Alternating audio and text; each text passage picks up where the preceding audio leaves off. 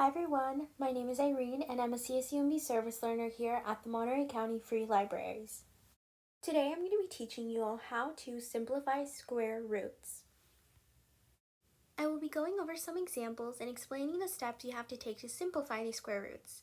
And I will have some practice problems at the end so you can try doing some on your own. Before we begin, you will have to know what a perfect square is. It is a number that can be expressed as the product of two equal integers. Basically, it is the number you get when you multiply a whole number by itself or square it. These are a few examples of perfect squares you might already be familiar with. Now that we know the definition of a perfect square, we can go ahead and move on. So for our first example, we're asked to simplify the square root of 75. The first thing you want to do is factor this out. So what can you multiply to get 75? Well, when you think about it, you can multiply 25 and 3 to get 75. So let's write that down. Can we reduce this any further? Look at 25. That is actually a perfect square. When you multiply 5 times 5, you get 25. So we could reduce that even further.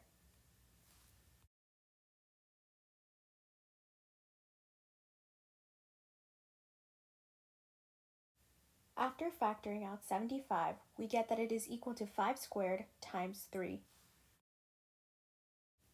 Now we can rewrite this properly.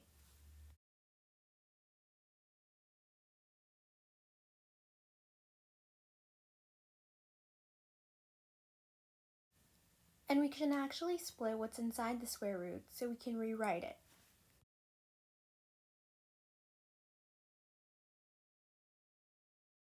And what is 5 squared? 5 squared is 25. The square root of 25 is 5, so we can simplify it. And now we get our answer. So the square root of 75 is equal to 5 times the square root of 3. And for the second example, we are going to simplify the square root of 80. The first thing we're going to do is factor out 80, and we're going to try to see if we can find any perfect squares that can be extracted from it. Here we have 16, and 16 is a perfect square because you can multiply 4 by 4 to get 16.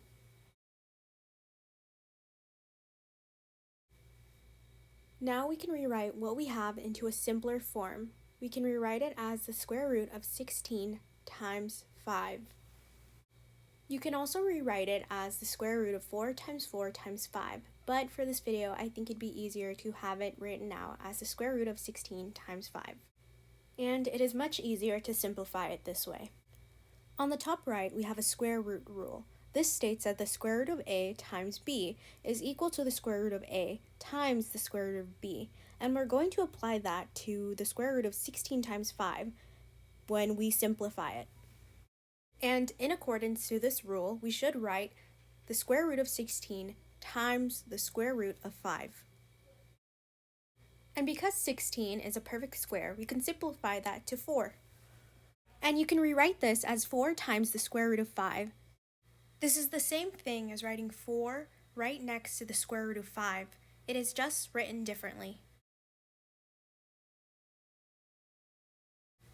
This is the first of 2 practice problems. I highly encourage you to pause this video and work this out.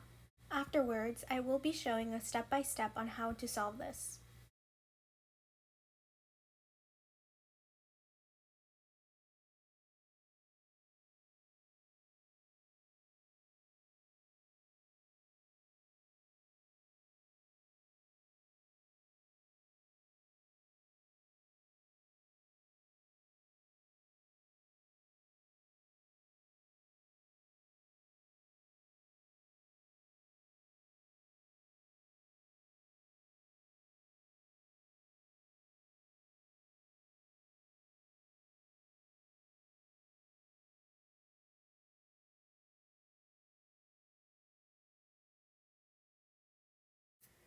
For our second example, we are going to simplify the square root of 153. Again, I highly encourage you to pause this video and work this one out.